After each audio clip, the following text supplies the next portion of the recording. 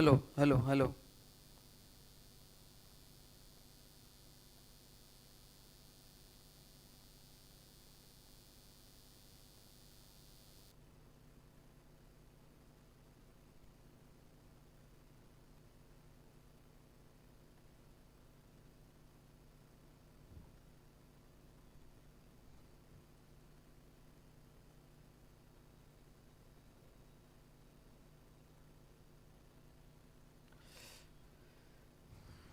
चलो, ऑनलाइन आवाज आ रहा है क्या?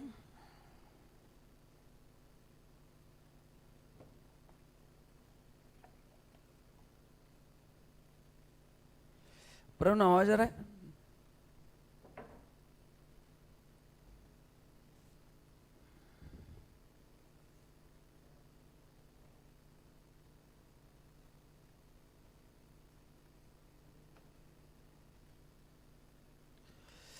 चलो, तो गाइस आज से अपन स्टार्ट करने वाले हैं।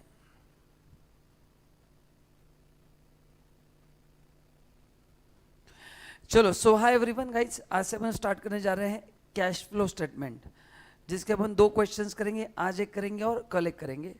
But before I discuss cash flow statement, उसका एक बार फॉर्मेट अपन रिवाइज कर लेते हैं।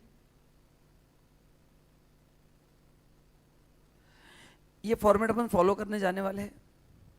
पहला है cash flow from operating activity, second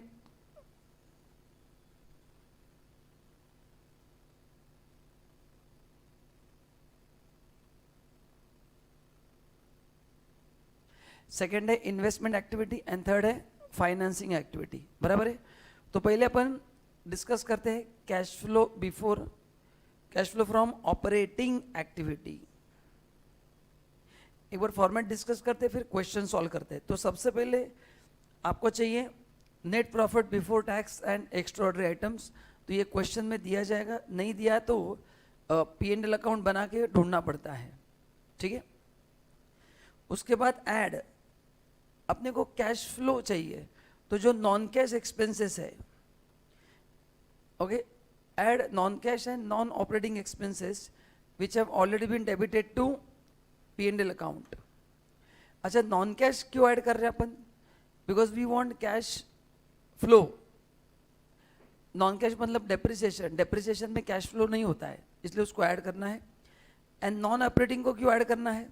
क्योंकि नॉन ऑपरेटिंग अपन बाद में फॉर्मेट में कंसिडर करने वाले हैं, तो दोनों का लॉजिक अलग अलग है। तो नॉन कैश में क्या क्या आएगा? डेप्रिसिएशन ऐड करो, reserve, goodwill return of, preliminary expenses written off, other intangible assets written off, loss on sale of asset, loss on sale of investment, foreign exchange loss, ये सब है नॉन कैश। तो इन सबको क्या करना है? Add, because we want cash flow. तो ये जो नॉन कैश एक्सपेंस है उसको पहले ऐड करना है। देन फिर जो नॉन कैश आइटम्स हैं जो ऑलरेडी इनकम में लिया है उसको भी माइनस करना है, क्योंकि उसमें कैश आया नहीं, जस्ट दिखाने के लिए है। तो gain on sale of fix asset, profit on sale of fix asset, income from interest, dividend, ये अलग कैटेगरी में जाता है। Appreciation, reserve return back, foreign exchange gain. तो non cash non operating item जो डेबिट हुआ है उसको ऐड करना है, जो क्रेडिट हुआ है उसको माइनस करना है। ठीक है? तो ये एडलेस करके आपको जो आएगा वो आएगा net profit before tax and extraordinary item. And फिर इसके बाद अपने को करना है चेंजेस इन वर्किंग कैपिटल। तो ये एडजस्ट करने के बाद आपको जो आएगा हम उसको बोल सकते हैं operating profit before working capital. Working capital में अपने को एडजस्टमेंट करना है। एडजस्टमेंट का मतलब एडलेस हो सकता है। कल ही अपन ने वर्किंग कैपिटल टॉपिक खत्म किया है। तो अगर मेरे करंट एसेट्स बढ़ते हैं, ओके, तो there is a increase in working capital is outflow. तो आउटफ्लो है तो माइनस होगा। एंड करंट एसेट्स कम होते हैं तो मेरा इन्वेस्टमेंट रिलीज हुआ है तो इनफ्लो है। Exactly opposite for current liability. Liability जब बढ़ता है मतलब मेरे को ज़्यादा उधार मिला है तो मेरा पैसा कम खर्च हुआ है तो वो इनफ्लो होगा। एंड जब लायबिलिटी कम हुआ है मतलब मेरे को क्रेडिट नहीं मिल रहा है, मतलब आई हैव टू पे पीपल फास्टर, सबको मेरे को फास्ट पैसा देना पड़ेगा, तो फिर वो आउटफ्लो माना जाएगा। तो ये एडलेस कैसे करना है अपन ने ऑलरेडी किया है। कहाँ भी किया है? वर्किंग कैपिटल में अपन ने मतलब फंड फ्लो में अपन ने किया था, ठीक है। तो ये एडलेस होगा। उसके बाद आएगा cash generated from operation before tax. तो ये पॉइंटर आपको ध्यान में रखना है, एग्जाम में ये पार्टीशन करना जरूरी है। ये एक पार्टीशन होगा, ये एक होगा। तो पहला अपना स्टार्टिंग पॉइंट क्या होगा, net profit before tax and extraordinary item, फिर इसमें ये एडलेस करेंगे, फिर आएगा operating profit before working capital changes, फिर उसमें करंट एसेट्स करंट लायबिलिटी के एडजस्टमेंट्स करेंगे, फिर आएंगे कैश जनरेटेड फ्रॉम ऑपरेशन, फिर उसमें से हम पे करेंगे इनकम टैक्स, फिर आएगा cash flow before extraordinary items, है ना। फिर एक्स्ट्राऑर्डिनरी आइटम मिला है तो ऐड होगा, नहीं तो माइनस होगा। कोई सब्सिडी है, कोई ऐसा चीज़ है जो कभी कभार मिलता है, सब्सिडी बोल सकते हैं, है ना, वन टाइम सब्सिडी आपको मिला है वो। एंड फिर आएगा cash flow from operating activity, cash flow from which activity, operating. तो ये स्ट्रक्चर आपको ध्यान में रखना है। क्या होगा पहला starting point, net profit before tax and extraordinary item, फिर नॉन कैश एक्सपेंस ऐड करना है, जो डेबिट हुआ है, जो क्रेडिट हुआ है उसको माइनस करना है, ठीक है।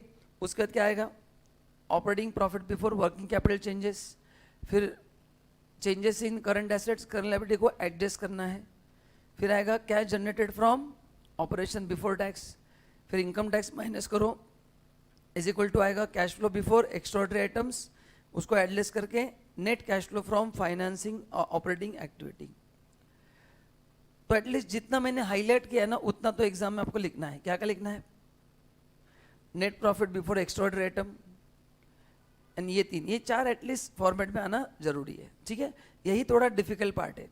बाकी रिमेनिंग जो दो एक्टिविटी वो है फाइनेंसिंग एक्टिविटी एंड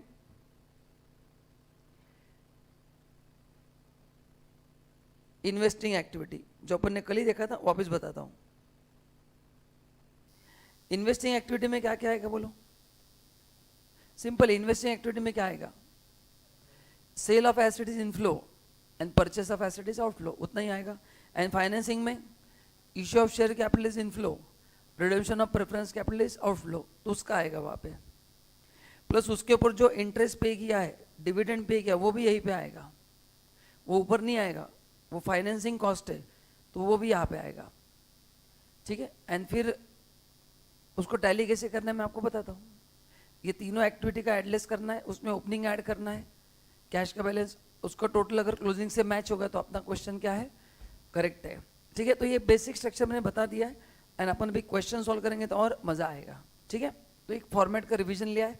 अच्छा, क्लास में मैंने कहा था कि हम फॉर्मेट कैसे बनाएंगे, जो पहला एक्टिविटी ऑपरेटिंग एक्टिविटी उसके लिए अपन पूरा पेज छोड़ेंगे एक, कि उसमें जगह ज़्यादा लगता है, एंड बाकी के दो एक्टिविटी के लिए half page. So same format आपको एग्जाम में भी फॉलो करना है। So cash flow from operating activity के लिए 1 पेज पूरा छोड़ना है, 3/4 इज ऑल्सो इनफ, बट अपने को क्या आइडिया नहीं आता है, फिर जगह कम पड़ता है, तो better leave 1 page and next page पे half page financing and investing जो है वो नेक्स्ट पेज पे आधा आधा करना है। चलिए,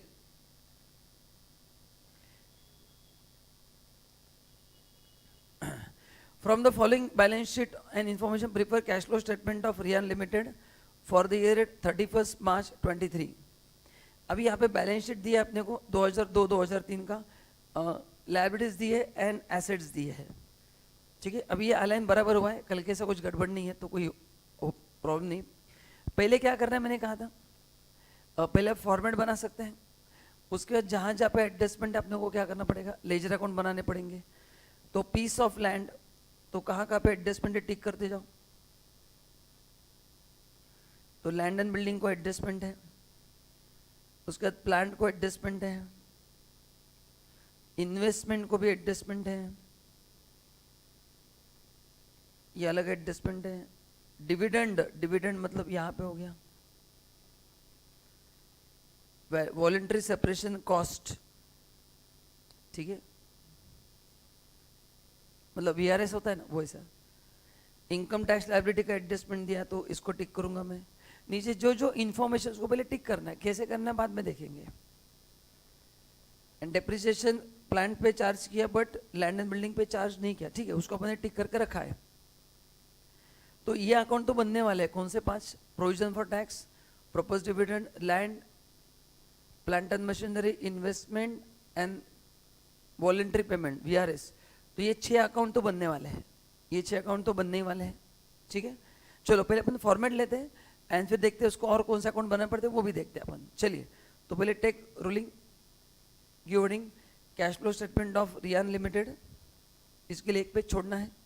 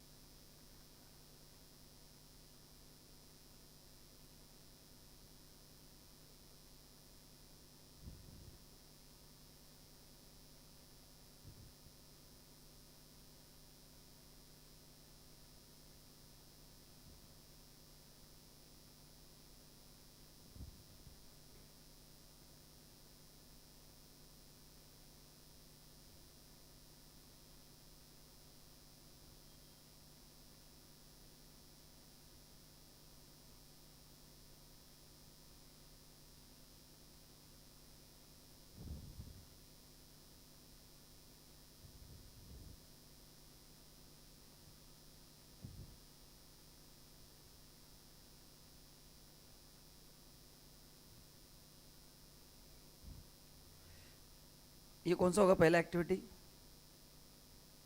cash flow from operating activity.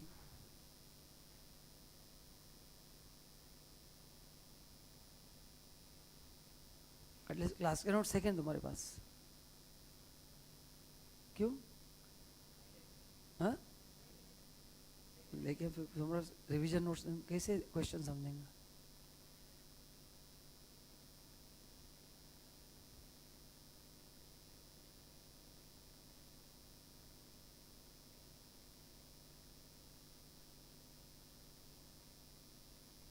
तो ये एक पेज का रूलिंग लो, फिर और नेक्स्ट पेज पर रूलिंग लो।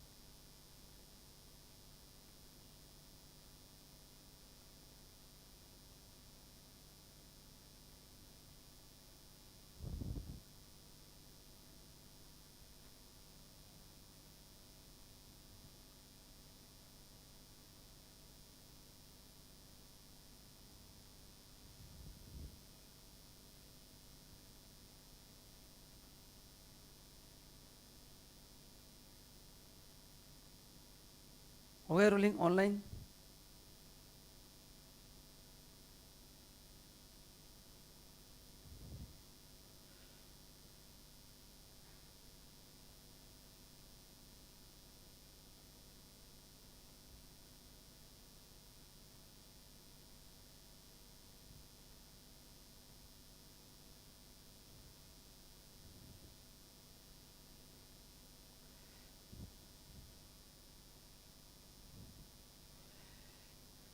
अभी इसमें भी आप क्या करो, एडलेस लिख के रखना। क्या होता है, वो रैंडम लिखेंगे ना, एक अमाउंट पॉजिटिव एक नेगेटिव, बच्चों को कैलकुलेशन में डिफिकल्ट लगती है, तो ये करने की जरूरत नहीं। मैं आपको बोल रहा हूँ कि आपको अगर चाहता है उसको और इजी करना है तो यू कैन मेक एडलेस 2 कंपार्टमेंट्स, नहीं तो फिर रैंडमली लिखो बस। कैलकुलेशन करते समय फिर क्या होता है, एक ऐड एक लेस, तो जंबल अप होता है। तो अगर आप देखो आपके हिसाब से, कोई कंपल्शन नहीं है, एक 5-6 लाइन छोड़ के less.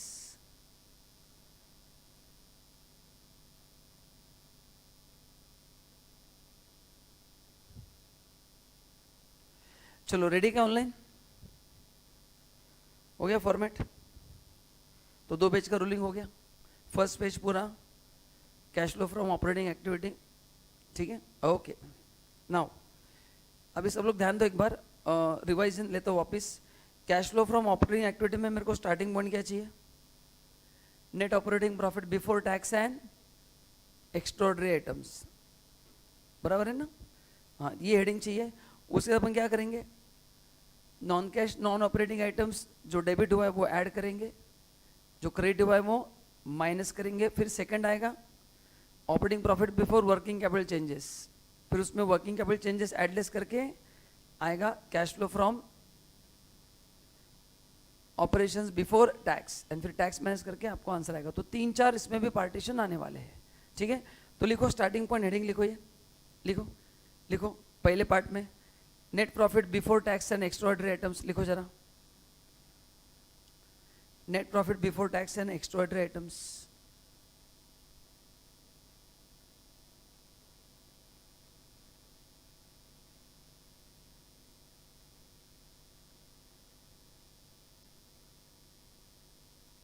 Net profit before tax, ठीक है, रेडी सब लोग? हाँ, अभी जरा क्वेश्चन में आना है। आपको नेट प्रॉफिट नहीं दिया यहाँ पे ओपनिंग प्रॉफिट बोला है 50,000, क्लोजिंग प्रॉफिट बोला है 70,000। तो आप बोलेंगे सर 20,000 का प्रॉफिट बढ़ा है, मतलब वही होगा नेट प्रॉफिट बिफोर, बराबर ना? ओपनिंग 50 था, क्लोजिंग 70 हुआ, तो 1 के एनसीकी से हाँ 20,000 लिख दूँ क्या? नहीं, नीचे कुछ एडजस्टमेंट्स के देखने पड़ेंगे। एंड फिर तो यहाँ पे इनडायरेक्टली अपने को पी एन एल अकाउंट खोलना पड़ेगा, उसमें देखना पड़ेगा क्या क्या एडजस्टमेंट्स हैं, उसके बाद फिर वहाँ से अपन वो फिगर उठाएंगे जो होगा अपना net profit before tax. Are you getting my point? क्योंकि क्लोजिंग प्रॉफिट दिया है, क्लोजिंग प्रॉफिट कब आता है? जब करंट प्रॉफिट ऐड करने के बाद। तो current profit is missing, so bye preparing ledger account आपको क्या करना पड़ेगा? Current profit find. मैंने क्लास में जो क्वेश्चन लिया था उसमें डायरेक्ट दिया था, बट यहाँ पे थोड़ा एडवांस क्वेश्चन ले रहा हूँ, दोनों का डिफरेंस करके अपन निकालेंगे। मतलब compulsory P N L account भी खोलना पड़ेगा, because we want net profit before tax. समझा कि नहीं मैं क्या बोल रहा हूँ? कंफर्म? ठीक है, तो ये अकाउंट खोलना पड़ेगा। तो बनाओ लेजर, बहुत लेजर बनने वाले, थोड़ा बड़ा क्वेश्चन लिया मैंने।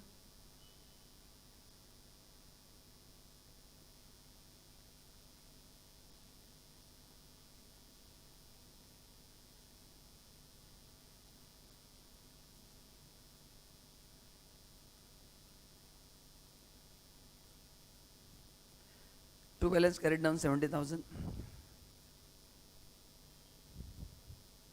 ठीक है। तो अभी हम क्या करते हैं, बाकी के लेजर जैसे रिक्वायर्ड है। अच्छा, मैं डायरेक्टली लिख सकता हूँ कि आप 20,000 प्रॉफिट? नहीं, एसेट अपने बेचे खरीदे, बहुत सारी चीजें देखनी पड़ेगी। तो अभी अपना starting point as of now missing है, डायरेक्टली नहीं दिया है, बट अपन लेजर बना के उसको एसेटन करेंगे। ये यहाँ तक समझा क्या? चलो अभी मैं क्या करूँगा, अभी लेजर अकाउंट नहीं बनाऊंगा, मैं एक एक एडजस्टमेंट पढ़ूंगा, उसके लिए जो रिक्वायर्ड है उतने अपन अकाउंट्स बनाते जाएंगे। ये प्रॉफिट आएगा, डोंट वरी।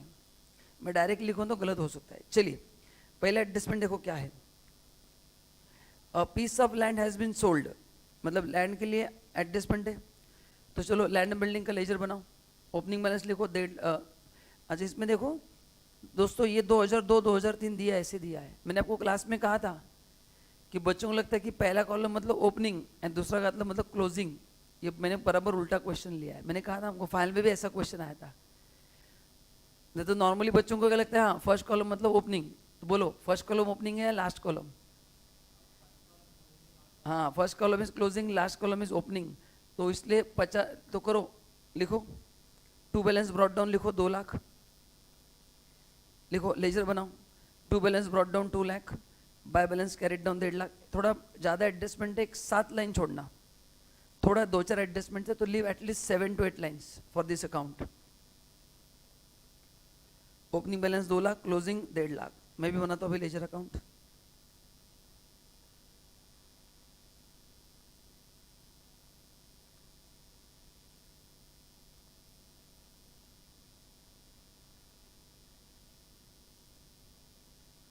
कितना है to balance brought down? 2 lakhs।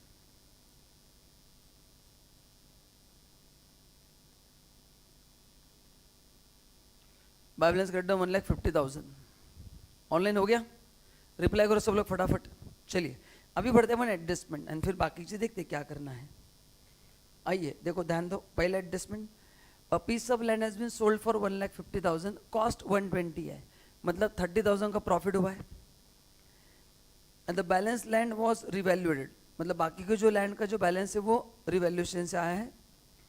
And मतलब ये रिवैल्यूएशन का एक एडजस्टमेंट है। And capital reserve consisted of profit on cell and profit on revaluation. Okay, तो अभी देखो ऊपर देखो, ये कैपिटल रिजर्व दिख रहा है आपको? दिख रहा है कि नहीं? इसके बारे में कुछ तो दिया है कि ये जो 1 लाख का रिजर्व बना है ऊपर, वो कहाँ से बना है? Profit on sale of land and revaluation से बना है। तो अपन ये भी अकाउंट खोलते हैं अभी। तो कौन सा अकाउंट खोलना पड़ेगा? और एक कैपिटल रिजर्व अकाउंट खोलना पड़ेगा अपने को। अच्छा, इसका एंट्री बताऊं, what is the normal entry?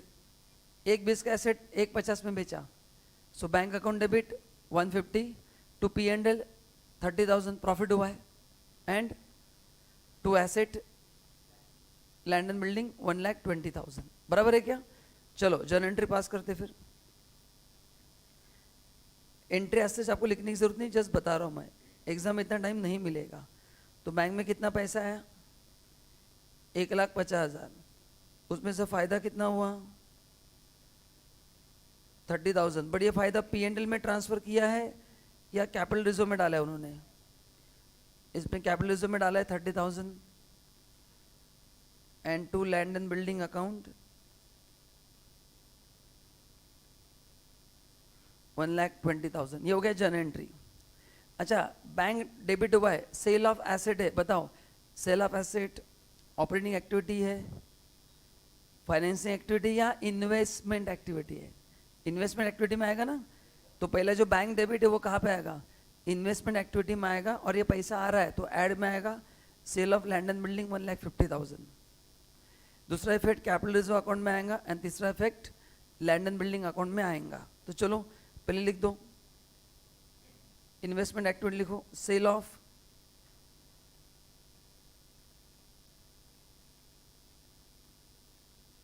Land and building 1,20,000, sorry कितना है? 1,50,000। ऑनलाइन रिप्लाई करो, बराबर है क्या? फिर लेजर में आओ, बाय बैंक 1,50,000। इसको जो प्रॉफिट है उन्होंने कहाँ पे ट्रांसफर किया है? To capital reserve account 30,000। अब नीचे इमीडिएटली कैपिटल रिजर्व अकाउंट भी खोल दो।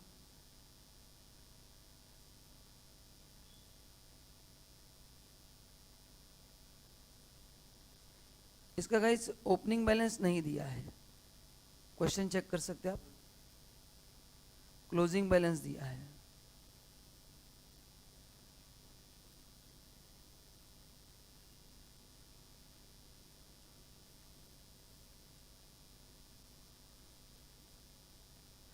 इतना हो गया कि बताओ सब लोग?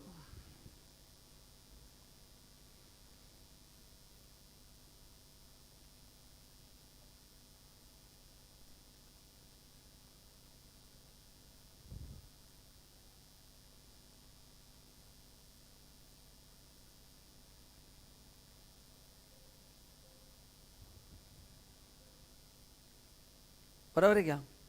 अच्छा, उन्होंने बोला कि कैपिटल रिजर्व जो बना है वो 2 चीजों से बना है। देखो क्या बोला है, एडजस्टमेंट देखो, capital reserve consist of profit on cell and profit on revaluation. अभी कैपिटल रिजर्व में ओपनिंग बैलेंस है नहीं, क्लोजिंग बैलेंस 1 लाख है, उसमें से 30,000 अगर एसेट का प्रॉफिट है तो can I take balance as a revaluation? Balance 70,000 कहाँ से आएगा? फिर रिवैल्यूएशन से आया है। And what is entry for revaluation? Asset account debit to revaluation, मतलब कैपिटल रिजर्व में आएगा ना वो। और आएगा कि नहीं आएगा ऑनलाइन? यस। तो what is entry? Asset account debit to capital reserve 70,000। तो लिखो यहाँ पे by land and building 70,000, debit में लिखो टू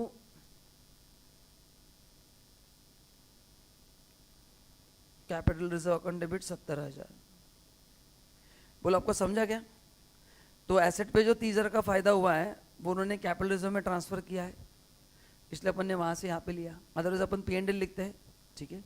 उसके बाद बोला है कि ये जो 1 लाख बैलेंस है इसमें 2 चीजें इंक्लूड है, तो ये कहाँ से आए? This is balancing figure. 70,000 is what? Balancing figure. और फिर ये 1 लाख बराबर क्या होगा? टैली हो जाएगा। ऑनलाइन रिप्लाई करेंगे तो मजा आ जाएगा, नहीं तो मैं एज्यूम करूंगा आपको सब समझ में आ रहा है। बोलो इसमें यहाँ तक कोई डाउट है क्या?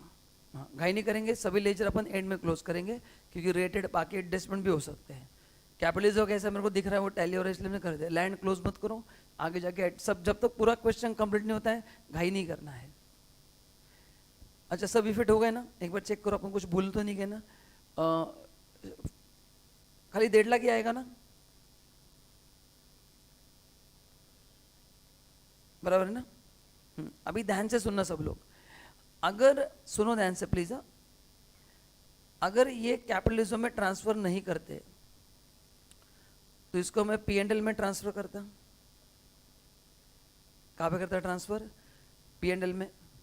एंड फिर ये ऑपरेटिंग एक्टिविटी में आता, क्योंकि एसेट बेस्ड अपना बिजनेस नहीं, वहां से मेरे को उसको हटाना पड़ता क्योंकि उसमें इंक्लूड है ना। वो प्रॉफिट कहाँ पे रिफ्लेक्ट हो गया? इन्वेस्टमेंट में रिफ्लेक्ट हो गया, क्योंकि 120 की जगह तुमने 150 लिखा है। Are you getting my point? ये 150 लिखा है कि नहीं? इसमें 30 इंक्लूड है कि नहीं? तो अगर ये कैपिटलिज्म नहीं होता तो ये P&L में जाता। P&L में जाता मतलब वो इम्पैक्ट हो चुका है, एंड फिर मैं इसको यहाँ पे भी हटा देता, क्योंकि ये ऑपरेटिंग एक्टिविटी थोड़ी अपना एसेट बेस्ड अपना ऑपरेटिंग एक्टिविटी है क्या? तो नॉर्मली एसेट बेस्ड से तो अपन यहाँ पे प्रॉफिट लॉस एडजस्ट करते हैं। इस एसेट का क्यों नहीं किया? आपको समझा क्या? क्यों नहीं किया? नहीं, यहाँ पे एडजस्ट करते हैं, इस क्वेश्चन में क्यों नहीं किया? क्योंकि उसका इम्पैक्ट P&L पे हुआ ही नहीं है, उसका इम्पैक्ट कैपिटल रिजर्व में हुआ है। उन्होंने बोला है ना हमने प्रॉफिट लॉस कहाँ पे ट्रांसफर किया है? Capital reserve. तो P&L पे इम्पैक्ट हुआ है क्या? कैपिटल रिजर्व लायबिलिटी साइड पे रहता है, there is no impact on P&L, इसलिए मैं कुछ भी नहीं करूंगा।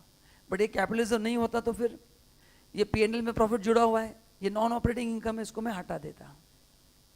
इसको क्या करता? हटाता। और इसका इम्पैक्ट कहाँ पे दिख रहा है अपने को? देखो यहाँ पे 30 दिख रहा है कि नहीं? तो ये सब चीजें क्लियर है, क्योंकि अपन ने क्लास में जो क्वेश्चन किए थे उसमें अपन ने प्रॉफिट लॉस ऑपरेटिंग में एडजस्ट किया था, क्योंकि उसका इम्पैक्ट P&L पे हुआ था। इस एडजस्टमेंट का P&L पे इम्पैक्ट नहीं हुआ है, तो क्या करेंगे लेके? This is the logic behind it. पूरा समझा एकदम? ठीक है। नाउ सेकंड एडजस्टमेंट देखते हैं। अभी भी लैंड बिल्डिंग का सब कुछ नहीं हुआ है, पहले एडजस्टमेंट पूरा हो गया, अभी देखते हैं क्या आगे। On 1 April a plant was sold for 90,000, original cost 70,000, मतलब फायदा हुआ यहाँ पे भी 20,000 का। 70 का एसेट 90 में जाए। WDV 50 था, अच्छा WDV 50 था मतलब 40 का फायदा हुआ है। अभी बताओ ये 40 का फायदे के बारे में कैपिटलिज्म में कुछ नहीं बोला है, मतलब ये अपन ने P&L में ट्रांसफर किया है, तो अभी इसका इंपैक्ट आएगा।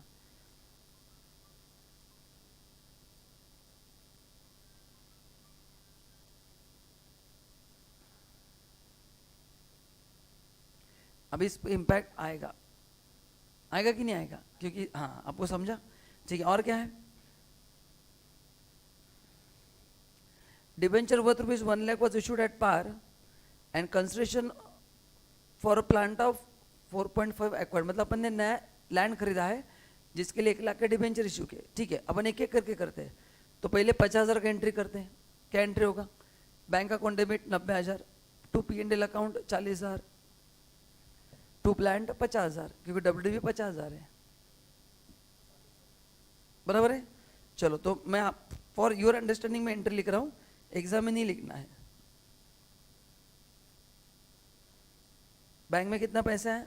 90,000। सर अभी आप कैपिटलिज्म में क्यों नहीं लिख रहे? क्योंकि उन्होंने कुछ बोला नहीं है। एंड टू प्लांट अकाउंट 50,000, क्या बराबर ना? एंड उन्होंने और एक प्लांट खरीदा है 4.5 लाख का, जिसमें से 1 लाख के डिबेंचर्स दिए हैं, मतलब एंट्री ऐसा होगा फिर planned account debit 4.5 lakh, 4.5 lakh है ना कि 5.5 है?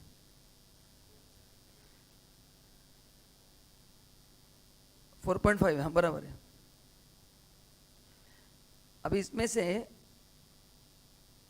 1 लाख के डिबेंचर्स दिए हैं, तो डिबेंचर 1 लाख के, तो क्या ना एज्यूम बाकी का बैंक में से पैसा गया है, अरे हाँ या ना?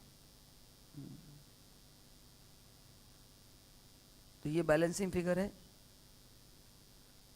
ये भी बैलेंसिंग फिगर है। तो इसमें ना जर्नल एंट्री से एक बार आ गए ना तो बाकी चीज़ इतने डिफिकल्ट नहीं है, बस जर्नल एंट्री फॉर्म करना आना चाहिए। तो अपने को इनडायरेक्टली डिबेंचर अकाउंट भी खोलना पड़ेगा, क्योंकि इसका इम्पैक्ट डिबेंचर पे हो रहा है कि नहीं। तो अपने को अभी प्लान्ट अकाउंट लगेगा, डिबेंचर अकाउंट भी लगेगा, तो 2 अकाउंट अपने को खोलना है। पहले आपको समझा कि ये इंटरेस्ट मैं आपको ईजी करने के लिए बता रहा हूँ। जहाँ जहाँ पे बैंक है, अभी पहला एसेट बेचा है, दूसरा एसेट खरीदा है, कहाँ पे आएगा? ये इन्वेस्टमेंट एक्टिविटी में आएगा। अभी P&L क्रेडिट हुआ है तो अपन उसको ऑपरेटिंग में माइनस करेंगे, क्योंकि अपना ये ऑपरेटिंग एक्टिविटी नहीं है, तो उसको अपने को हटाना पड़ेगा, क्योंकि दिस इज ऑलरेडी क्रेडिटेड, तो उसको हटाना पड़ेगा। और अपने ये P&L पे भी आएगा 40,000, अपने को चाहिए ना नेट प्रॉफिट बिफोर टैक्स, तो वहाँ पे भी देखो 40,000 आएगा। तो इसका हर एक जगह पे अपने को पोस्टिंग करना है, ठीक है? करेंगे। चलो पहले अपन 2 अकाउंट खोलो, plant account and debenture account. देखते हैं, 1 बाय 1 करते हैं। एक 6-7 लाइन ठीक है। प्लांट अकाउंट,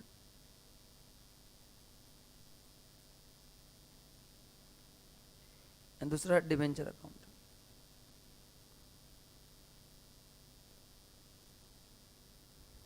ऑनलाइन रिप्लाई करेंगे। चलो देखो बैलेंस कितना है, देखो जरा क्वेश्चन में। ओपनिंग है 5 लाख ओपनिंग है, हाँ, एंड डिबेंचर का ऊपर 9% डिबेंचर, ओपनिंग कुछ भी नहीं है, क्लोजिंग 2 लाख है। लिखो पहले ओपनिंग क्लोजिंग बैलेंस लिखो, ऑनलाइन फटाफट रिप्लाई करो।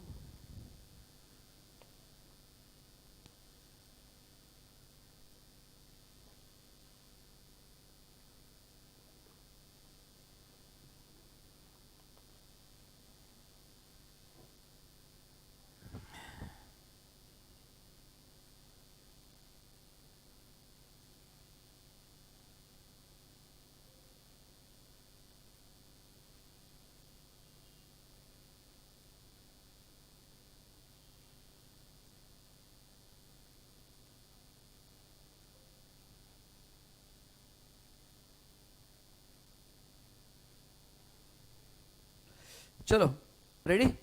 मेरे को बैलेंस बताओ।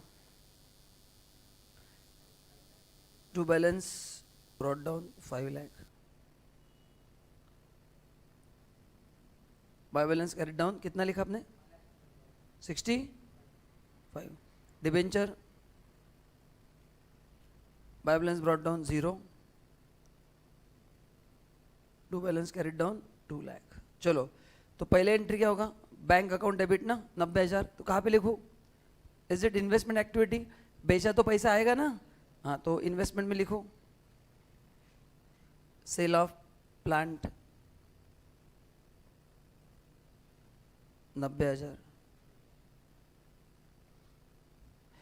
उसके बाद P&L अकाउंट डेबिट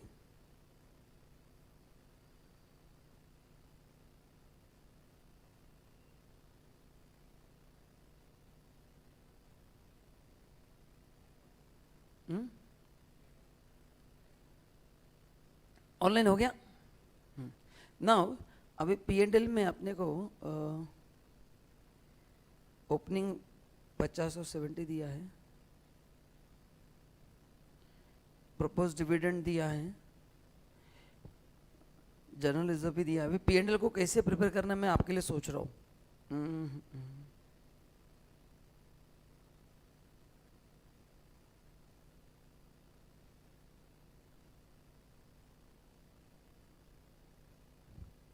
अभी देखो P&L का इफेक्ट अभी मत देना, मतलब अकाउंट में मत देना, उसका रीजन मैं बताता हूँ, ठीक है? तो अभी अपन ने P&L अकाउंट बना के रखा है ना यहाँ पे,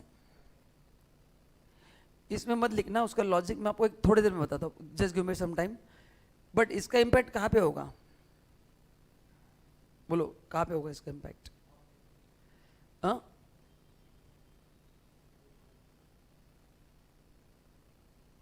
एक मिनट, अपन ने एंट्री बराबर किया ना, कितना वैल्यू था एसेट का?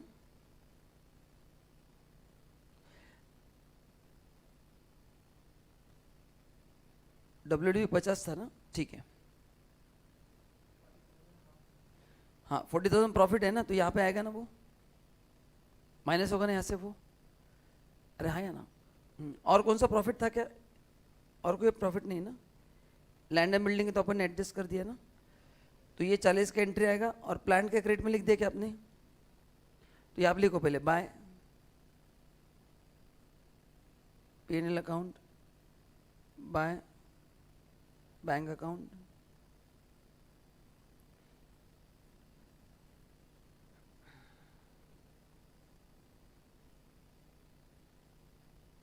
सॉरी क्या लिख रहा हूं मैं, बेचा 90 में ना, sorry, by bank account 90,000, and to P&L account which is और प्रॉफिट 40,000। ठीक है, P&L का फिट मत दो ना, मैं बता दो लॉजिक क्या है, don't worry, just give me some time, मैं बताता हूँ। ठीक है, और कौन सा एडजस्टमेंट अपने को करना है? ये वाला करना है ना। प्लान के डेबिट में लिखो, to debenture 1 lakh, to bank 3.5 lakh.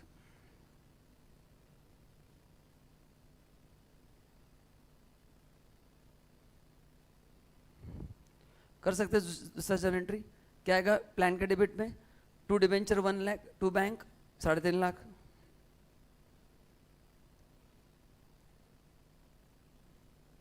To debenture account 1 lakh, to bank 3,50,000, बराबर है। तो बैंक पैसा गया ना, तो ये आप लिखो क्या मैं, परचेस ऑफ प्लांट। भले प्लांट 4.5 लाख का है, लेकिन कैश फॉर्म में तो 3.5 लाख ही गया है, क्योंकि 1 लाख के अपन ने डिबेंचर्स दिए, तो इसलिए मैं यहाँ पे लिखते समय 3.5 लाख ही लिखूंगा। अच्छा, अभी ये 40,000 P&L को क्रेडिट हुआ है ना, बोलो ये अपना ऑपरेटिंग एक्टिविटी है क्या? नहीं, तो जो क्रेडिट हुआ है उसको माइनस करना है, तो ये लिख के हो गया।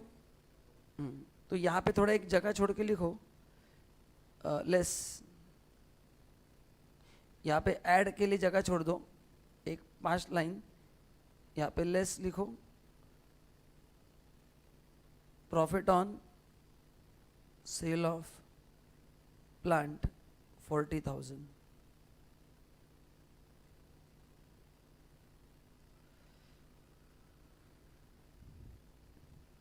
हो गया? हाँ, अभी प्रॉफिट का एक इफेक्ट बाकी है, मैं उस पर आता हूँ, जस्ट गिव मी 2 मिनट्स। वो मेरे को पता है, 40,000 का इफेक्ट अपन वो P&L अकाउंट मैंने खोल के रखा है ना, हाँ, तो उसका क्या करना है बताता हूँ मैं।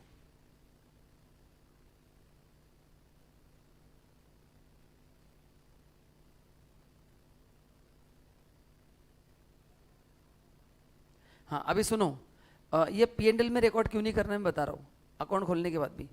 अगर आपने P&L में रिकॉर्ड किया, वहाँ के जो बैलेंसिंग फिगर मैं यहाँ पे लेके आऊँगा,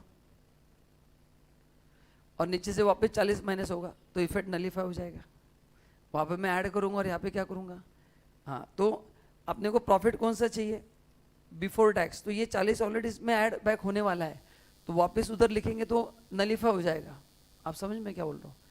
इस क्वेश्चन में net profit before tax missing है, इसलिए मैंने P&L अकाउंट बनाया है।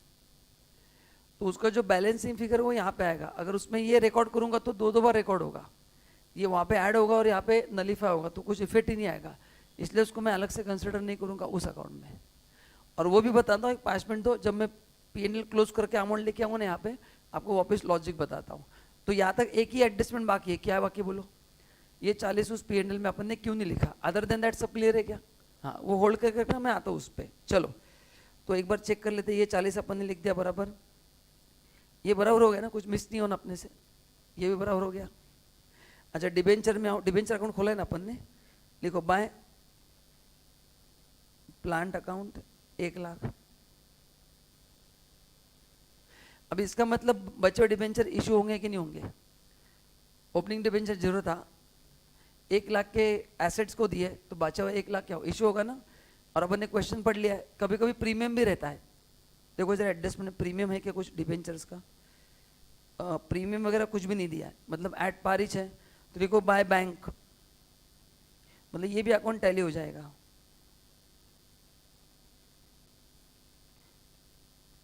Balancing figure 1 lakh.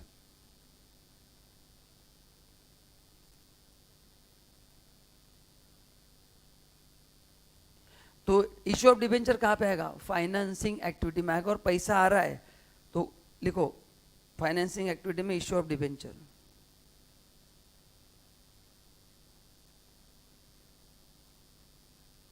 One lakh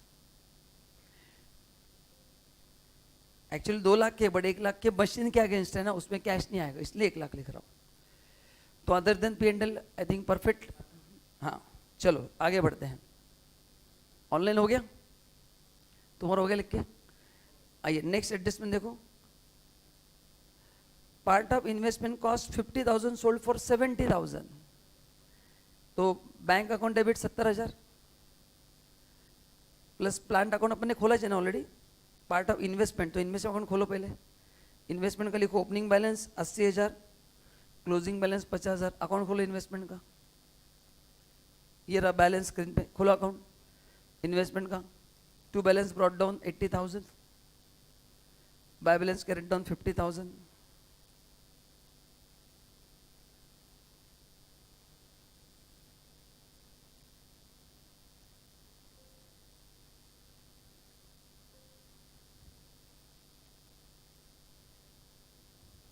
लिखा गया? चलो मैं अकाउंट बना दो। कौन सा अकाउंट है बोलो?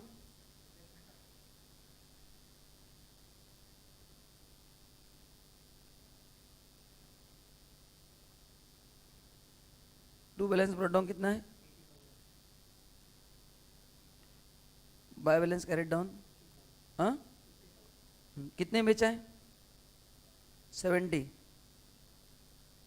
50 के इन्वेस्टमेंट 70 में बेचा, मतलब कितना प्रॉफिट हुआ?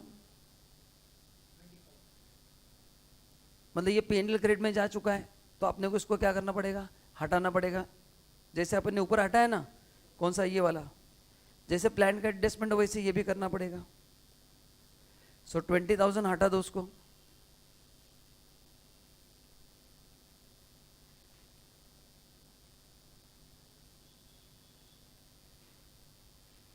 हो गया? चलो सेल ऑफ इन्वेस्टमेंट, इन्वेस्टमेंट कौन सा एक्टिविटी में आएगा? इन्वेस्टमेंट एक्टिविटी में लिख दो। हाँ क्या? हाँ दोनों करेंगे ना अपन, दोनों करेंगे। तो पहले कहाँ पे लिखो बताऊं? इन्वेस्टमेंट, पैसा आ रहा है या जा रहा है? आ रहा है ना, तो ऐड करो। कितने बेचा है वो? 70 ना। सेल ऑफ प्लांट, प्लांट ही है ना? हाँ सॉरी, सेल ऑफ इन्वेस्टमेंट 70,000। ऊपर माइनस करो,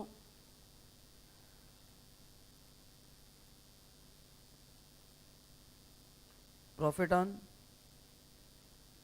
सेल ऑफ इन्वेस्टमेंट 20,000। और मैं आपको लॉजिक बताने वाला हूँ कि वो अपन उस अकाउंट में क्यों नहीं एडजस्ट कर रहे, वो पेंडिंग में बता दो, एकदम प्रॉपर लॉजिक बताऊंगा। थोड़ा समय देना, घाई मत करना, थोड़ा डिफिकल्ट क्वेश्चन मैंने लिया है। नॉर्मली अपन जो क्लास में उसमें प्रॉफिट रेडीमेड दिया था, यहाँ पे मैं उल्टा करके ले रहा हूँ। चलो तो आई थिंक ये भी हो गया ना, सब इफेक्ट दे दिए? हो गया आई थिंक, अपन ने पूरे इफेक्ट दे दिए हैं। उसके बाद pre acquisition dividend. Pre acquisition मतलब अपन ने कंपनी को एक्वायर्ड किया है, तो उसको जो डिविडेंड मिला है वो इन्वेस्टमेंट के अगेंस्ट एक्वायर्ड हुआ है। मतलब क्या है सुनो, मैंने आपकी कंपनी में कुछ पैसा इन्वेस्ट किया है। क्या किया? इन्वेस्ट। तो मैंने जब जो इन्वेस्ट किया उसके ऊपर का डिविडेंड है, तो ये रेवेन्यू इनकम नहीं है, ये कैपिटल रिसीट है। ये मेरे इन्वेस्टमेंट के ऊपर है, मतलब इन्वेस्ट करते समय मिला है, तो इन्वेस्ट करते समय जो मिलता है वो कैपिटल रिसीट होता है, तो ये उस एसेट में जाएगा, ये रेवेन्यू इनकम नहीं है। अभी इसके लिए आपको एक टॉपिक पढ़ना पड़ेगा, होल्डिंग कंपनी करके टॉपिक है अकाउंट्स में। अगर आपने किया है तो ये आपको लॉजिक समझेगा, बस स्टिल मैंने आपको बता दिया कि प्री एक्विजिशन प्रॉफिट मतलब कंपनी एक्वायर्ड करने के पहले का प्रॉफिट है, उसको कैपिटल प्रॉफिट मानते हैं। वो कंपनी एक्वायर्ड करने की वजह से प्रॉफिट हुआ है, वो वन टाइम होने वाला है, इसलिए ये कैपिटल रिसीट है। तो ये एसेट में जाता है, P&L में नहीं जाता है। हाँ, एक्वायर्ड करने के बाद जो डिविडेंड मिलेगा वो रेवेन्यू रिसीट है। तो जैसे अपन ने डीटी में पढ़ा था कि एक्वायर्ड करते समय हर एक खर्चा कैपिटल खर्चा है, तो मिलने वाला भी कैपिटल रिसीट होगा कि नहीं होगा, और उसको अपन एसेट में एडलेस करते हैं। सेम लॉजिक यहाँ पे भी है, सेम वही लॉजिक है। तो ये लिखो, क्या एंट्री होगा, bank account debit to investment 5000,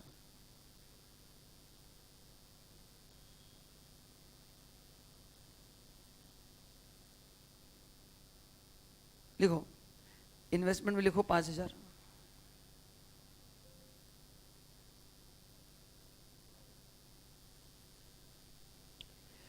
तो ये भी इन्वेस्टमेंट एक्टिविटी से पैसा मिला है।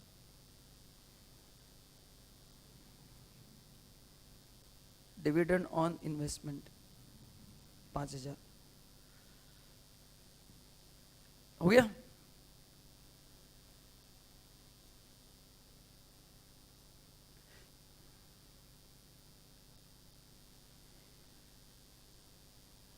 Voluntary separation cost 50,000 was adjusted against general reserve. अच्छा, मतलब अपने को भी 2 अकाउंट खोलने पड़ेंगे, ये और रिजर्व। खोलो अकाउंट, देखो मैं आपको बैलेंस दिखा देता हूँ। ये है रिजर्व का बैलेंस, और ये मैंने एरो दिखाया। पहले आप अकाउंट खोलो दोनों, फिर मैं खोलता हूँ। रिजर्व का ओपनिंग बैलेंस क्रेडिट साइड पे आएगा,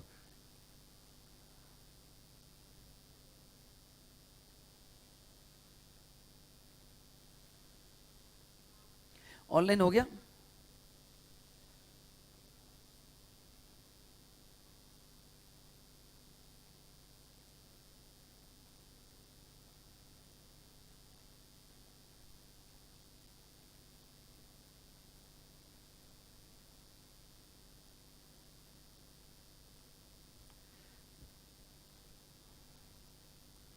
तो 2 अकाउंट बनेंगे, कौन से 2 अकाउंट, VRS अकाउंट एंड बना ले, मैं बनाऊं अभी। चलो मेरे को बैलेंस बताओ आप अभी। थोड़ा बड़ा क्वेश्चन है, मेरे को पता है,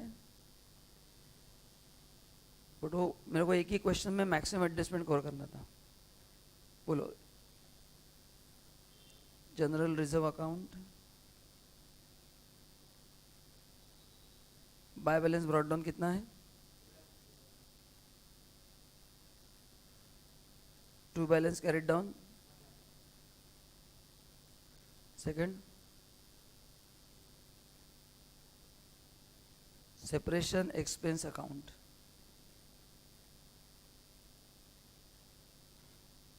टू बैलेंस ब्रॉट डाउन,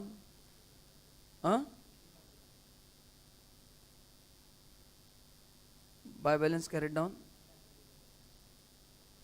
1,25,000, बराबर है। चलो now let's study the adjustment. क्या दिया उन्होंने, VRS expense 50,000 adjust against reserve, मतलब इस साल का खर्चा 50,000 है। टोटल जो खर्चा है वॉलंटरी का, उसमें से इस साल का खर्चा कितना है, 50। तो इसको अपन ने रिजर्व के अगेंस्ट एडजस्ट करेंगे, तो रिजर्व कम होगा, है ना, रिजर्व में से यूज होगा ना पैसा।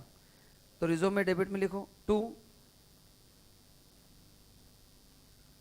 Separation expense account 50,000 bye general reserve account 50,000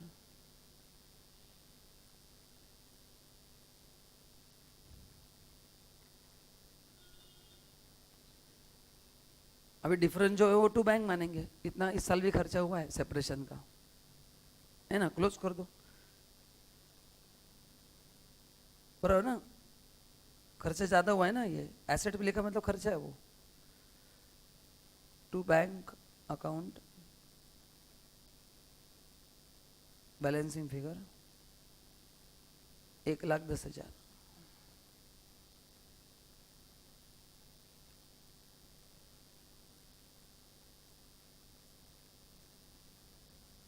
अभी ये सेपरेशन खर्चा हर बार होगा या कभी कभार होगा, तो ये एक्स्ट्राऑर्डिनरी आइटम है। ये कौन सा खर्चा है, एक्स्ट्राऑर्डिनरी आइटम है। ये ऑपरेटिंग इसमें आएगा, बट वो एज ए एक्स्ट्राऑर्डिनरी आएगा। तो नीचे से 4-5 लाइन छोड़ के उसको लिखना है। हो गया, तो लिखो, पहले पेज पे आओ, यहाँ पे नीचे से एक 2-3 लाइन छोड़ो, लिखो वॉलंटरी सेपरेशन एक्सपेंडिचर। कितना आ रहा था वो बैलेंस? 1 लाख। एक 4-5 लाइन नीचे छोड़ के लिखना 1,10,000। ये एक्स्ट्राऑर्डिनरी आइटम है, ये कभी कवर होता है, रोज के खर्चे नहीं है, ठीक है। Income tax liability current year का 135 है, एस्टिमेटेड बोला है। एस्टिमेटेड मतलब इस साल का प्रोविजन 135 करना पड़ेगा। ऑलरेडी अपने को अकाउंट खोलना है पड़ेगा, फिर चलो अकाउंट खोलो। प्रोविजन फॉर टैक्स, डिविडेंड का भी खोल दो, डिविडेंड का भी एडजस्टमेंट है तो दोनों अकाउंट खोलो। ये provision for tax and propose dividend दोनों अकाउंट खोलो। आप ओपनिंग क्लोजिंग लिखो, फिर मैं बनाता हूँ। जिनके पास नोट्स नहीं आप यहाँ पे देख सकते हैं। दोनों अकाउंट बनाओ, provision for tax and propose dividend.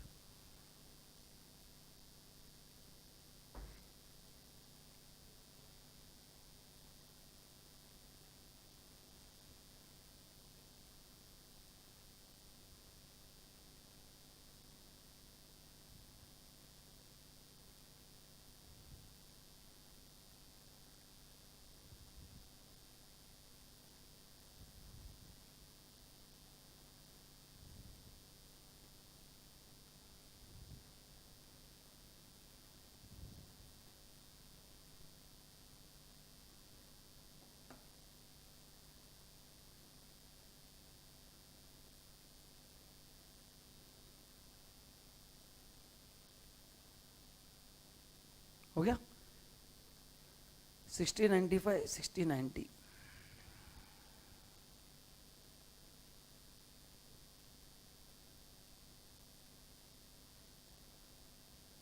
Provision for tax account, बोलो बाय बैलेंस ब्रॉट डाउन कितना है?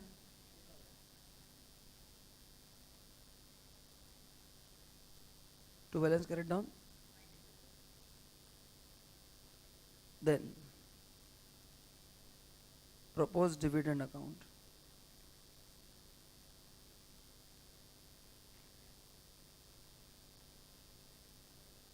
कितना है बाय बैलेंस ब्रॉट डाउन?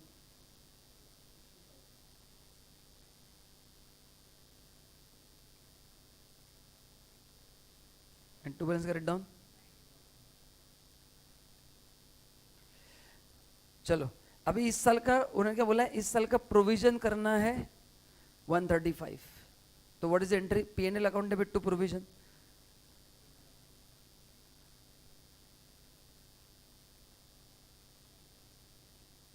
मतलब डिफरेंस टू बैंक होगा कि नहीं होगा?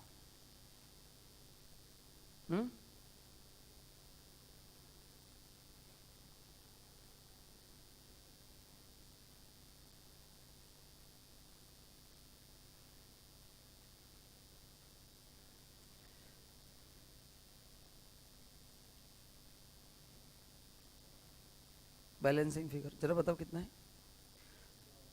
ये आएगा 1 लाख।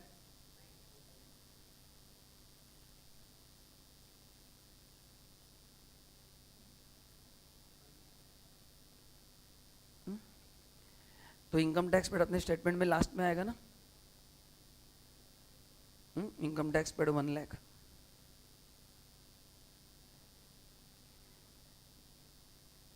यहाँ पे लिखो किधर तो भी,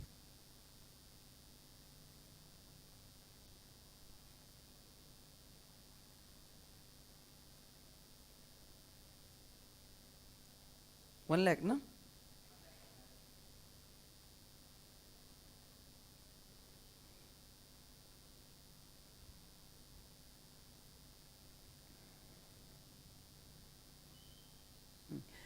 अभी ये P&L में आएगा। टू बता दो लॉजिक। प्रोविजन फॉर टैक्स कितना प्रोविजन था? 135।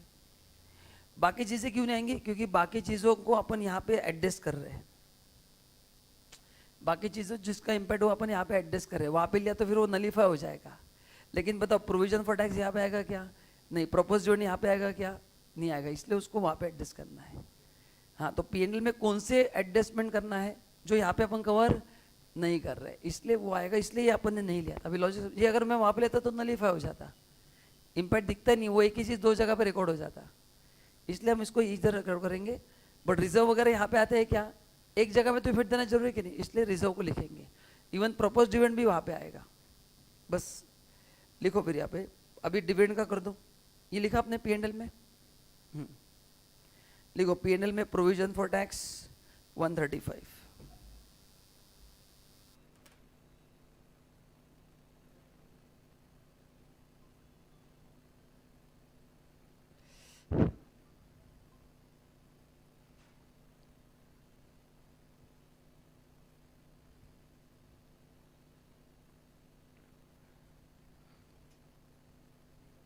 हाँ हाँ, अभी और एक नेक्स्ट एडजस्टमेंट कौन सा बाकी है अपना,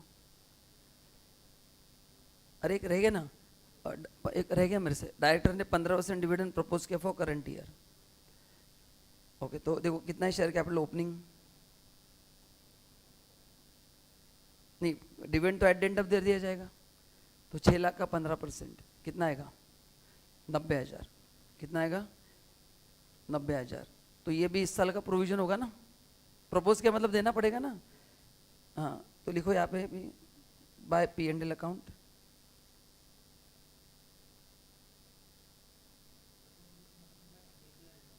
हाँ हाँ, यस यस। अभी इसका भी इम्पैक्ट होगा पी एंड एल पे,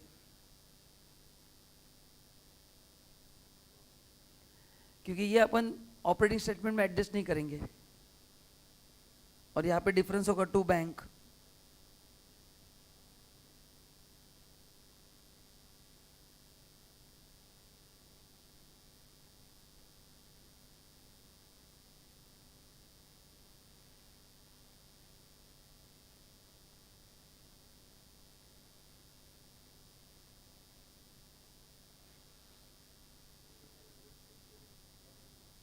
टू प्रपोज डिविडेंड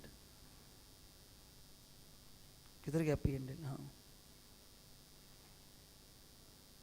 90,000 है ना, नहीं नहीं नहीं, यहाँ पे तो प्रपोज डिविडेंड आएगा ना, इस साल का प्रोविजन 90,000, एंड ये आएगा अपना वहाँ पे जो प्रॉफिट चाहिए अपने को, net profit before tax.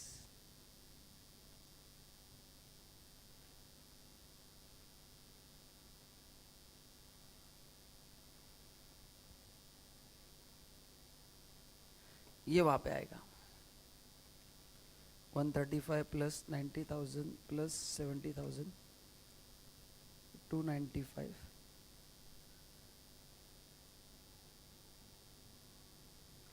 Minus 50,000। तो नॉर्मली दिया जाता है, बट मैंने एक थोड़ा एडवांस क्वेश्चन लिया, थोड़ा डिफिकल्ट क्वेश्चन था, ये कैसे निकालना है। अच्छा, बाकी चीज़ें क्यों एडजस्ट नहीं की समझ में पी एंड एल में, क्योंकि उसको अपन अलग से यहाँ पे ऐड करेंगे, वो नलीफाई होगा, कुछ फायदा नहीं होगा ना। एंड वो क्यों नहीं लेना है, सुनो, वो अपना ऑपरेटिंग एक्टिविटी है क्या, profit on sale of asset, loss of, हाँ, इसलिए इसको यहाँ पे नहीं लेना है। तो लिखो अभी यहाँ पे ये बैलेंस नहीं था ना अपने पास, लिखो 2,45,000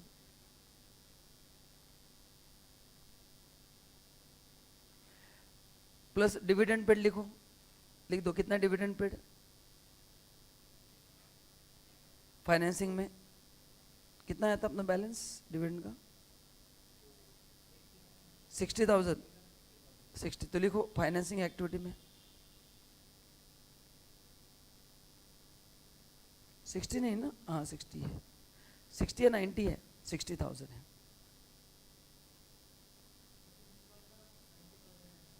प्रोविजन है ना, पेमेंट तो जो लास्ट ईयर का प्रोविजन इस साल पे किया, जो लास्ट ईयर का डिक्लेयर था वो इस साल पे किया 60,000, ये 90 अगले साल पे होगा, समझा कि नहीं।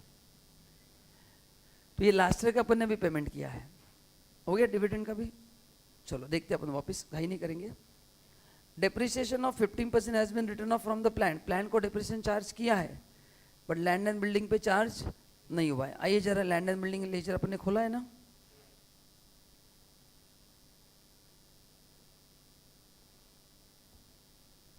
और देखो लैंड एंड बिल्डिंग क्या हो रहा है,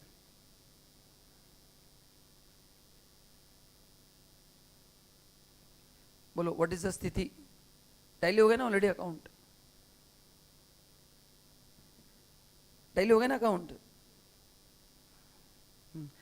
बट अभी देखो, अभी मैं तो आपको थोड़ा एंगल बता रहा हूँ, डेप्रिसिएशन क्यों क्लेम नहीं किया सर, क्लेम करना चाहिए कि नहीं, ध्यान से सुनना। इसमें इनकम टैक्स की सब सोचो, इसमें अलग एंगल है। ये मेरा कैपिटल एसेट है, अगर मैं इसका डेप्रिसिएशन क्लेम करता हूँ तो इंडेक्सेशन लेते से मेरे को डब्ल्यूडीवी लेना पड़ेगा, लेकिन अगर मैं डेप्रिसिएशन क्लेम नहीं करता हूँ तो ये पूरा कॉस्ट मेरे को मिलेगा कैपिटल गेन में टैक्स बचाने के लिए। तो दिस इज, तो जब भी बैलेंस शीट में एसेट आता है उसके दो ऑप्शंस होते हैं, या तो तुम डेप्रिसिएशन क्लेम करो तो अभी तुम्हारा इनकम टैक्स बचेगा, बट तुम बेचोगे तब टैक्स ज़्यादा देना पड़ेगा क्योंकि तुम्हारा डब्ल्यूडीवी कम हो जाएगा। लेकिन तुम डेप्रिसिएशन क्लेम नहीं करते हो, तुमको बाद में इंडेक्सेशन का बेनिफिट मिलेगा और टैक्स प्लानिंग होगा। इसलिए मैंने, जो मेरा ऑफिस है उसका भी मैंने डेप्रिसिएशन क्लेम नहीं किया है। ये थोड़ा हायर लेवल का क्वेश्चन है। तो लैंड एंड बिल्डिंग का डेप्रिसिएशन क्यों नहीं क्लेम किया, समझा, काफ़ी फायदा होगा। इनकम टैक्स में अपना कॉस्ट बढ़ेगा तो वहाँ पे टैक्स बचाने के लिए ऐसा किया है। तो ये टैली कर दो, हो गया टैली, 3 लाख हो रहा है ना, कि नहीं हो रहा है? हाँ टैली हो गया वो। चलो, तो अभी अपन लाइन से जाते हैं, अभी क्वेश्चन खत्म नहीं हुआ है, कुछ अकाउंट टैली करना बाकी है। लेट्स सी, आइए वन बाय वन। पहला बोलो, शेयर कैपिटल 5 लाख का 6 लाख हो गया, तो issue of share capital, financing activity में पैसा आएगा, तो लिखो फाइनेंसिंग एक्टिविटी में इश्यू ऑफ शेयर कैपिटल।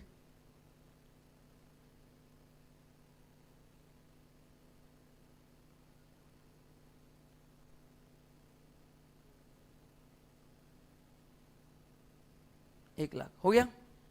चलो नेक्स्ट देखो क्या है, नेक्स्ट सेकंड चीज, और प्रेफरेंस कैपिटल पहले था अभी नहीं है, मतलब रिडीम हुआ है, तो ये फाइनेंसिंग एक्टिविटी में आएगा, माइनस हो के redemption of preference capital 2 lakh, लिखो redemption of preference capital 2 lakh.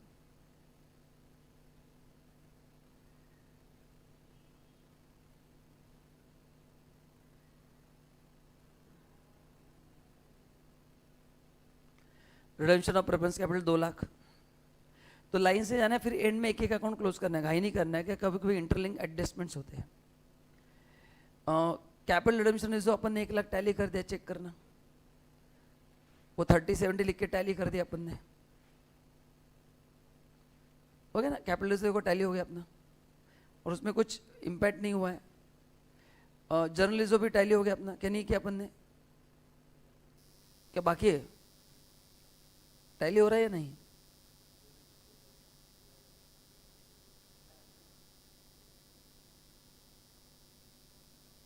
हाँ बोलो, जनरल रिजर्व कैसे टैली होगा, इस साल का रिजर्व मानेंगे वो, बराबर है ना? हाँ हाँ, अभी जरा देखो, तो ये भी आप लिख सकते हैं 2P&L, बट ये रिजर्व बढ़ा या कम हुआ है? सी जरा लॉजिक समझो, जब भी अपन रिजर्व क्रिएट करते हैं एंट्री क्या होता है, P&L account debit to reserve, तो यहाँ पे बैलेंस होता तो मैं माई P&L लिखता, तो ये रिजर्व बढ़ा है या यूज हुआ है? 2.5 लाख का क्लोजिंग बैलेंस 1 लाख हुआ ना, रिजर्व कम हुआ मतलब कहीं तो भी यूज हुआ है। तो देखो बैलेंस शीट में और कोई रिजर्व है कि 1 लाख का, देखो जरा चेक करो बैलेंस शीट में, आप समझ रहे क्या? तो देखते बैलेंस शीट में कुछ दिया है क्या? ये देखो कैपिटल रिजर्व है, इसका मतलब ये पैसा निकल के कहाँ पे ट्रांसफर किया है, कैपिटल रिडेम्पशन रिजर्व में से ट्रांसफर किया है। अभी थोड़ा अगर आपको अकाउंट्स पता रहेगा तो बोनस शेयर इशू करने के लिए अपन CRR में पैसा डालते हैं, थोड़ा अकाउंटिंग नॉलेज लगेगा समझने के लिए कि सर उसमें क्यों पैसा डाला, तो अकाउंटिंग नॉलेज रिक्वायर्ड है, बोनस शेयर्स के लिए अपन ये रिजर्व यूज करते हैं, है ना, इसलिए वो पैसा डाला है। आपने शायद ग्रुप पढ़ा रहेगा वो, मतलब हाँ पढ़ा है ना, तो ये वही लॉजिक है। बोनस शेयर्स के लिए रिडम्पशन ऑफ प्रेफरेंस कैपिटल, अलग अलग जगह पे पैसे, हाँ, तो लिखो 2 CRR 1 लाख,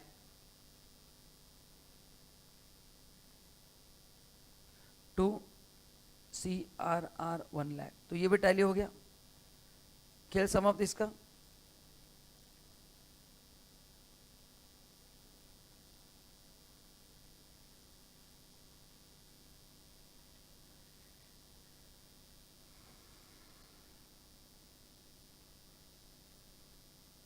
हाँ ठीक है।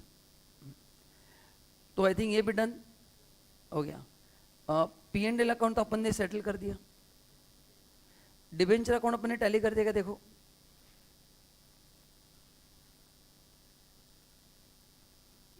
किया है। अभी ये जो है ये अपन एडजस्ट करेंगे, चेंजेस इन फॉरवर्ड मैंने आपको बताया था ना। बोलो क्रेडिटर्स 95 के 80,000 हो गए, लायबिलिटी कम हो गया, मतलब मैं मेरा पैसे ज़्यादा यूज़ कर रहा हूँ, तो ये 15,000 का क्या मानेंगे, आउटफ्लो मानेंगे कि नहीं? अरे हाँ या ना? तो लायबिलिटी नहीं, सॉरी 80 का 95 हो गया, सॉरी अपन ये मैं भी उल्टा देखा, रिवर्स में है। तो लायबिलिटी बढ़ गया मतलब मेरा फायदा है, लोग मेरे को उधार दे रहे हैं, मतलब मेरा पैसा खर्च नहीं हो रहा है। तो लिखो इंक्रीज इन क्रेडिटर्स ऐड होगा ना। हाँ तो अभी इसमें क्या करना है बता दो, मैं यहाँ पे लिखो आप किधर तो भी is equal to operating profit before working capital changes.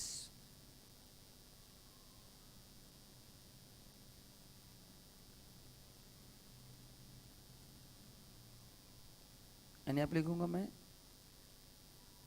Increasing creditors, मेरा फायदा हो गया, पैसा आ रहा है मेरे पास, थोड़ा जगह एडजस्ट करके लिखना पड़ता है।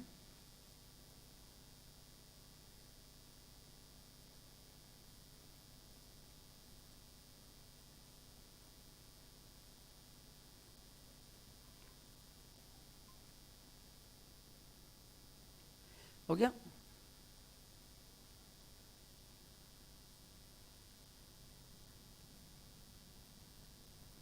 नेक्स्ट बिल्स पेबल 30 के 20 हुए, लायबिलिटी कम हो गया, मतलब मेरे को लोगों को पैसा देना पड़ा, क्या है, आउटफ्लो है ना। एंड ये लायबिलिटी भी ये 20 का 30 हो गया। हाँ तो लायबिलिटी इंक्रीज होना मेरे लिए इनफ्लो है, मेरे को सी लायबिलिटी बढ़ रहा है मतलब मेरा पैसा मेरे पास ही, लॉजिक खर्च नहीं हो रहा है ना। तो बोलो एक इनफ्लो में आएगा और एक, तो बिल्स पेबल क्या हो गया, कम हो गया, मतलब क्या होगा वो माइनस होगा ना, और ये क्या होगा ऐड होगा। तो लायबिलिटी बढ़ेंगे तो ऐड करना है, कम करेंगे तो माइनस। तो लिखो decrease in bills payable 10,000, minus में लिखो increase in liability for expense, positive लिखो 10,000।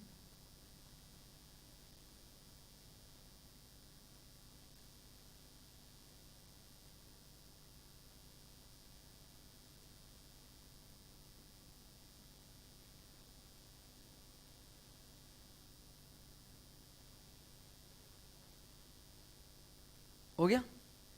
क्या क्या लिखा बोलो? Decrease in bills payable negative लिखा ना, अरे हाँ है ना, लायबिलिटी कम हो गया, उतना लोगों को पैसा दे दिया, एंड इंक्रीजिंग लायबिलिटी। तो मेरे को बताओ, मैं लिखता हूँ डिक्रीज इन बिल्स पेबल है ना, एंड इंक्रीज इन एक्सपेंस, ये निगेटिव 10,000 है और ये पॉजिटिव 10,000। मैं सही बोल रहा हूँ क्या, बताओ सही लिखा है ना? Provision for tax and dividend देखो अकाउंट खोल के अपन ने टैली भी कर दिया, चेक करो किया है ना। एसेट साइड पे देखो land and building plant machinery tally हुआ है, करना है।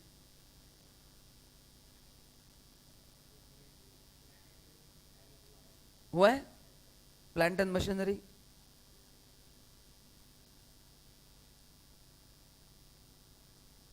प्लान टैली करना पड़ेगा ना। चलो बताओ प्लान में क्या होगा अभी। अच्छा प्लान का डेप्रिसिएशन चार्ज हुआ बोला है ना, तो लिखो बाय डेप्रिसिएशन। बोला है ना, एक एडजस्टमेंट करना भूल गया मैं कि प्लान के ऊपर डेप्रिसिएशन चार्ज हुआ है, देखो मैं एंट्री करना भूल गया। देखो एडजस्टमेंट नंबर 8, डेप्रिसिएशन है 15% been charge return of form plant, वो रिकॉर्ड करना रह गया अपना। लैंड का अकाउंट टैली होगा इसलिए अपन ने किया नहीं, प्लान का रह गया। अरे समझा कि नहीं? नहीं लैंड का टैली हो गया बाय डिफॉल्ट, हाँ एडजस्टमेंट किया है। तो प्लान का करते हैं अपन 15% ओपनिंग,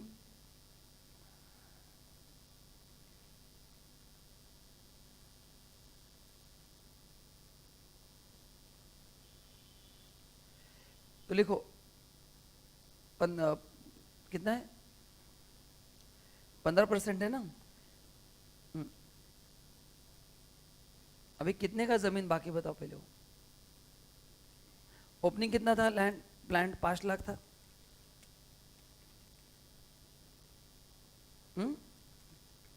प्लस 4.5 लाख का परचेस हुआ है।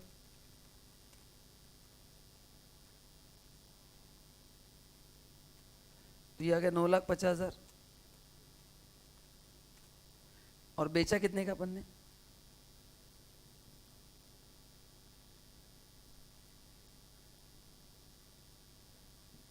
ये देखो ना प्लान का एडजस्टमेंट। ये देखो, चलो बताओ प्लान के ऊपर डेप्रिसिएशन कितना आएगा। देखो WDV 50 का अपन ने बेचा है। देखो अभी आपका लेजर अकाउंट आप देखो 5 लाख का ओपनिंग बैलेंस है, वो भी WDV पे रहेगा। प्लस इस साल का 4.5 लाख परचेस हुआ है। टोटल कितना हो गया? 5 लाख प्लस 4.5 लाख, 9.5 लाख हो गया। उसमें से 50,000 का बेचा है WDV, तो बचा कितना मेरे पास एसेट? 9 लाख। 9 लाख का 15%, 9 लाख का 15% 1,35,000। कितना आएगा? 1 लाख। समझेगा आपको कैसा है? Opening plus purchase minus sold, ये सब WDV पे लेना है। लिखो bye depreciation 1,35,000, 5 lakh plus 4.5 lakh minus 0.5 lakh into 15%। हाँ अभी भी टैली हो रहा है क्या? लेकिन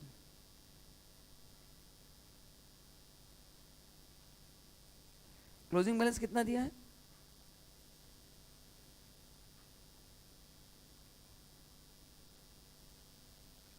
ये डेबिट साइड कितना है?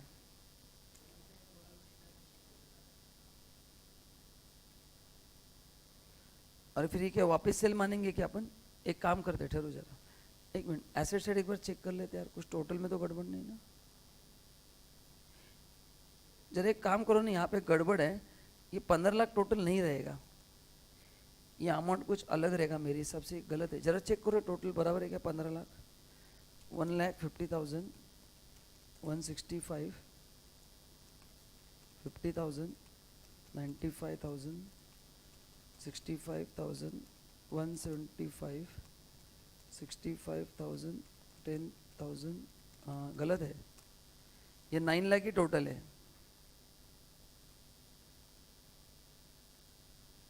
अच्छा वो डिफरेंस कितना रहे बताओ, प्लांट का डिफरेंस कितना रहे बताओ लेजर का? हाँ 765 रह गया। 990 माइनस करो क्रेडिट साइड।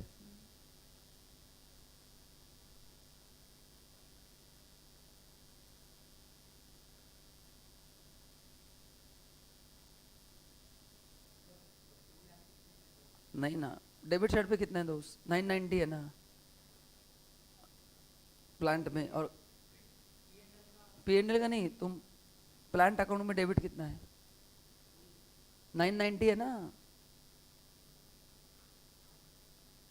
हाँ माइनस करो क्रेडिट पे, सेल 90,000 का है, और क्या है? माइनस करो पूरा क्रेडिट। क्लोजिंग बैलेंस माइनस मत करो अभी, बस 2 माइनस करो, डेप्रिसिएशन एंड सेल।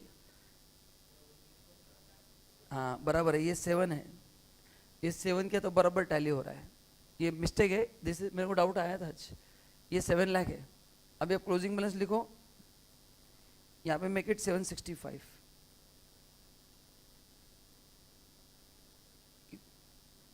ये ना 7 है, 7।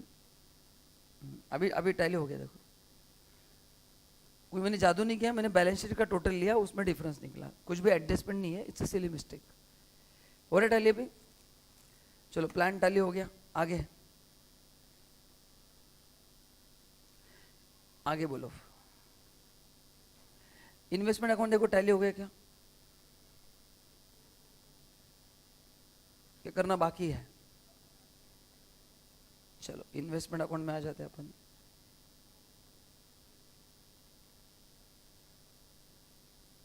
देखो जरा क्या स्थिति है, डेबिट साइड पे 1 लाख है ना। चलो चेक करो क्या करेंगे।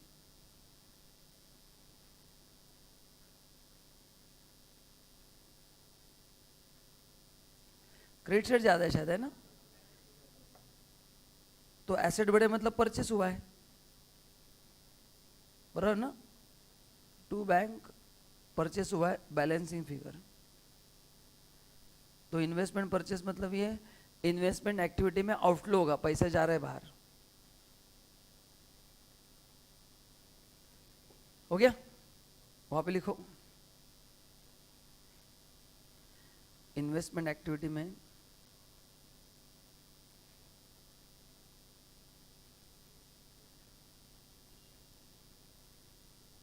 Purchase of investment 25,000। ठीक है, बस आज इतना ही करते हैं। बाकी थोड़ा क्वेश्चन बड़ा है, यहाँ तक अपन ने कंप्लीट किया है। ये आपको होमवर्क के लिए है।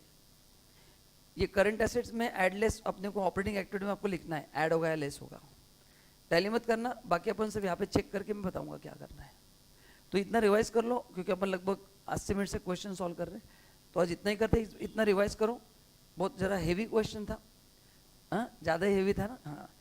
और फिर कल अपन बाकी का कंटिन्यू करेंगे, कल कंप्लीट करके नया क्वेश्चन स्टार्ट करेंगे। चलो, thank you so much. Online bye bye.